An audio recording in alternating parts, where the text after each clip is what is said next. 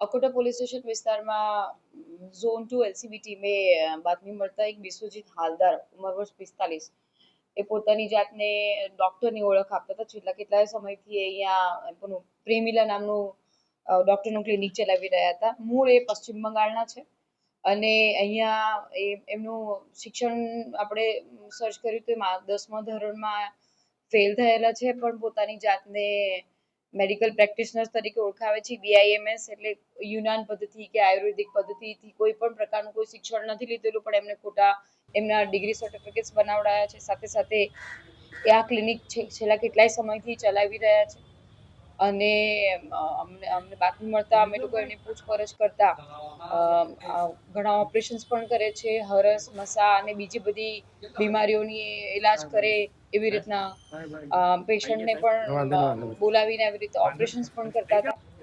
એમની ધરપકડ કરતા પૂછપરછ કરતા એમની પાસેથી કફ સિરપ, પછી અલગ અલગ પ્રકારના ઇન્જેક્શન્સ, એમ કરીને લગભગ 41,000 રૂપિયાની અલગ અલગ પ્રકારની દવાઓ, પછી ડ્રીપ ચડાવવાની બોટલ, ગ્લુકોઝની બોટલ બધી મળેલી છે. સાથે સાથે ટોટલ એમની પાસેથી 1,18,000નો મુદ્દામાલ પણ મળ્યો છે કે જે મેડિકલ પ્રેક્ટિશનર્સ હોય એમની પાસે સત્તા હોય કે જેનો ઉપયોગ કરીને બીજા બધા પેશન્ટને પ્રિસ્ક્રાઇબ કરી શકે. અત્યારે હાલ એમના વિરુદ્ધમાં બીએનએસની કલમ 125 અને ગુજરાત મેડિકલ પ્રેક્ટિશનર્સ એક્ટની કલમ 30 અને 33 મુજબ ગુનો નોંધી અને એમની અટક કરેલી છે. હવે શું કાર્યવાહી? કારણ કે ખોટા સર્ટિફિકેટ છે, ખોટા ડોક્યુમેન્ટ છે, લોકોના સ્વાસ્થ્ય સાથે ચેડા કર્યા છે, કયા પ્રકારની આગળ?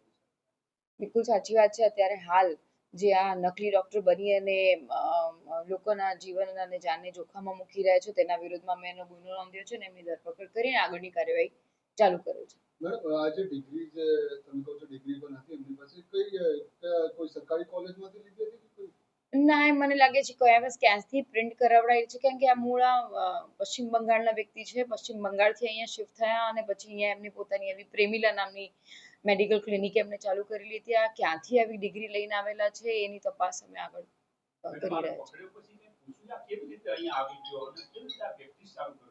અત્યારે હાલ આ વ્યક્તિને અમે પૂછપરછ કરતા એમણે જણાવ્યું કે પહેલા વેસ્ટ બેંગલમાં પોતાના વતનમાં આવી રીતે જાતે શીખતા હતા. પછી એમને અહીંયા વડોદરા થોડા વર્ષોથી સ્થાયી થયા અને પછી ક્લિનિક ચાલુ કરેલી હતી અને એમની ખૂબ સારી પ્રેક્ટિસ ચાલતી હતી એવું એ જણાઈ રહ્યા હતા. એમની પાસે ઘણા બધા પેશન્ટ પણ આવી રહ્યા હતા અને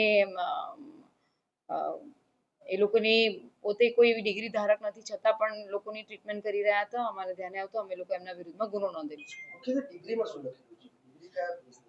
એના ડિગ્રીની અંદર એમણે BIAMS પદવી ધારણ વાળા ડિગ્રીનું આખું સર્ટિફિકેટ એની ક્લિનિકમાં લગાડ્યું હતું. જો કે ગુજરાત બોર્ડ ઓફ આયુર્વેદિક અને યુનાન સિસ્ટમના મેડિસિન્સ અને અન્ય મેડિકલ શાખામાં કોઈ રજિસ્ટ્રેશન નથી કરેલું. આવું રજિસ્ટ્રેશન કરેલું હોય એના સર્ટિફિકેટ અમે લોકો મુખ્ય જે મેડિકલ વિભાગ છે એમને પણ સાથે રાખીને અમે લોકો અને એમને પણ સાથે રાખ્યા હતા રેડમાં. એટલે એમને પણ પૂછપરછ કરીશું. આ સર્ટિફિકેટ નકલી છે તો એ ક્યાંથી બનાવડાવ્યું છે, કોણે બનાવડાવ્યું છે, અન્ય કોઈ આવા ઇસમો આવી બોગસ પ્રેક્ટિસ કરતા હોય તો we will take action. Madam, પોલીસને કેવી રીતે શંકા ગઈ કે કોઈએ ફરિયાદ કરી હતી?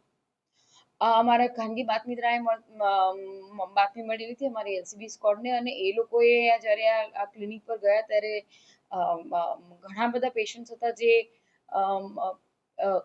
એમના ઓપરેશન્સ પણ થઈ રહ્યા હતા. 25,000માં કોઈ મસાનું ઓપરેશન થઈ રહ્યું હતું, પણ મસામાં એ લોકો માત્ર બેહોશ કર્યા વગર ગરમ ચીપિયો લગાડી રહ્યા હતા. તો આમ જોઈએ તો એ લોકોના જીવનને જોખમમાં મૂકી રહ્યા હતા. એ બધી ઘણી માહિતી ધ્યાને આવતા તરત અમે લોકો રેડ કરેલી.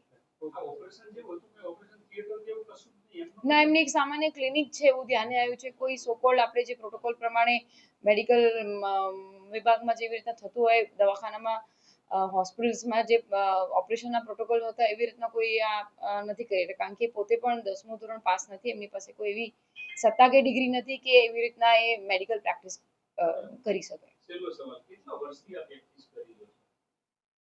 લગભગ 10 વર્ષ 7 વર્ષથી આ પ્રેક્ટિસ કરી રહ્યા છે એવું અમારા પૂછપરછમાં ખબર પડી.